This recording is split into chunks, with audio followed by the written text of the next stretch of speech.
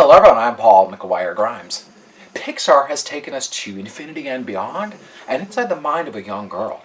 Their new film, Soul, takes us deep within ourselves. It will be streaming on Disney Plus December 25th, and I want to talk about it. This is Paul's trip to the movies.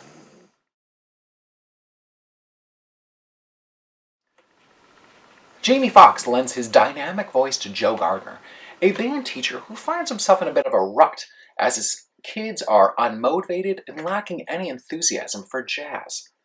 Joe gets the opportunity to play at a prestigious nightclub with the illustrious Dorothea Williams, voiced by Angela Bassett.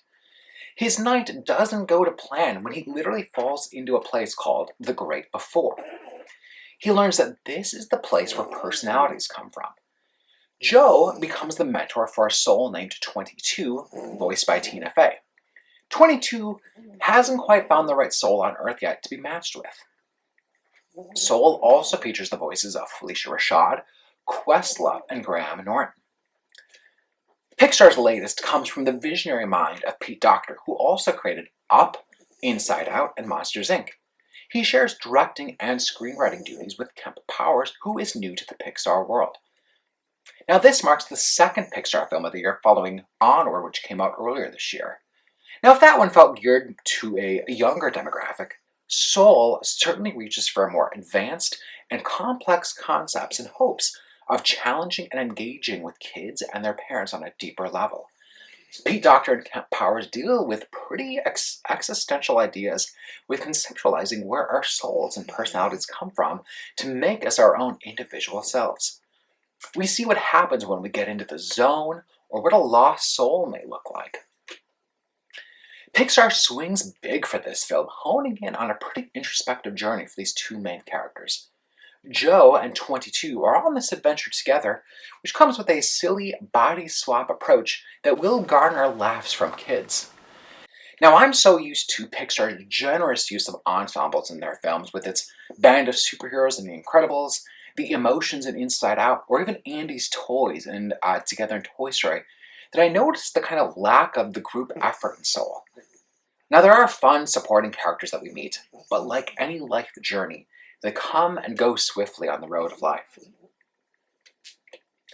Like the jazz music that Soul highlights, the film uses a mix of musical and animation textures, differentiating the different worlds and celestial entities that Joe and 22 come across.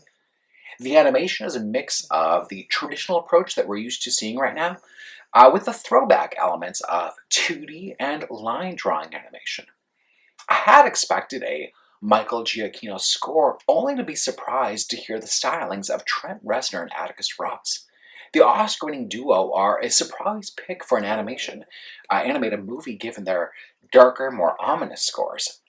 Yet they infuse the film with the jazz beat from the world Joe knows, and their usual futuristic techno sounds for The Great Before.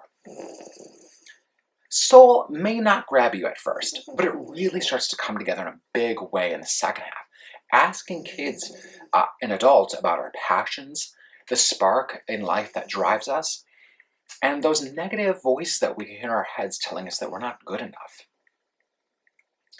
Pixar has created so many masterpieces that the bar is unbelievably high. It may not be your favorite of theirs, but there's no denying the imagination and lofty vision that Pete Docter and Kemp Powers have with this film. And yes, like most Pixar, you may well be in tears by the end of it. I'm giving Soul 4 out of 5 ticket stubs. If you liked my review today, click subscribe on my YouTube channel. I got to interview Pete Docter, so you'll definitely want to check out that interview.